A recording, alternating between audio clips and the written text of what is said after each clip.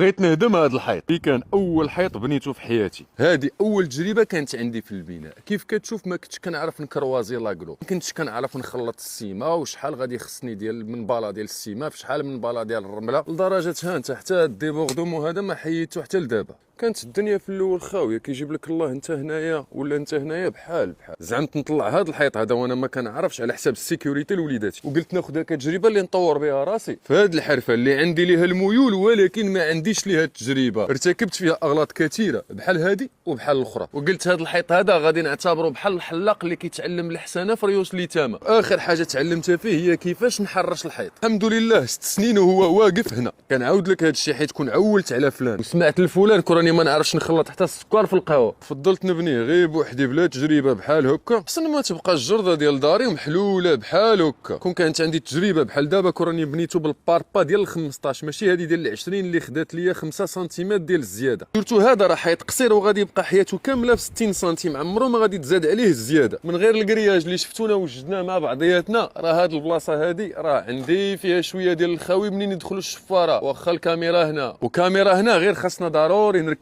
هاد لي بانو كرياجي وكرياج اللي هو ريجيد مقارنه مع هذا. قلتو نهار جبت هاد لي كرياج ريجيد اخوتي باش اصلا غادي نركبوهم هنا ونسدوا هذيك البلاصه اللي باش ما يدخلش لينا منها الشفار مره اخرى. عاوتاني قلت طرحت على راسي السؤال، قلت واش نديرو على هذا الحيط هذا ولا نطلع حيط اخر؟ لحقاش كيف عاودت لكم اخوتي ان هذا راه هي اول تجربه ديال الحيط اللي تعلمنا فيه نعم سيدي كيفاش نبنيو. اما اليوم الحمد لله كنعرفوا كيفاش نطلعوا الحيوط. هذه المره بغيت ناخذ بالراي ديالكم، شنو بان لكم نهدموه ولا نسترو عليه؟ نهدموه يعني غادي نحيدوه من هنا ونبنيوه في بلاصه حيط جديد، ولا نسترو عليه يعني غادي نديروا ليه واحد لوندوي باش ما يبقاش يبان هذا الكاتاستروف، يعني باش ما تبقاش تبان اصلا هذه الخدمه ديال العربازه. وعاده باش من بعد غادي ندفنوا فيه دي بوطو اللي هما كيف وريتكم دوك البوطوات الغلاض اللي شد فيه هذاك الكرياج. المهم الحمد لله راه حنا تعلمنا وما بقيناش كنديروا غير خدمه العربازه. خلي لي رايك في التعليقات. واجي دابا غادي نديمونطيو هاد لي بلونش هادو كيف كتشوفوا هنايا باش غادي نسترو عليهم هنايا.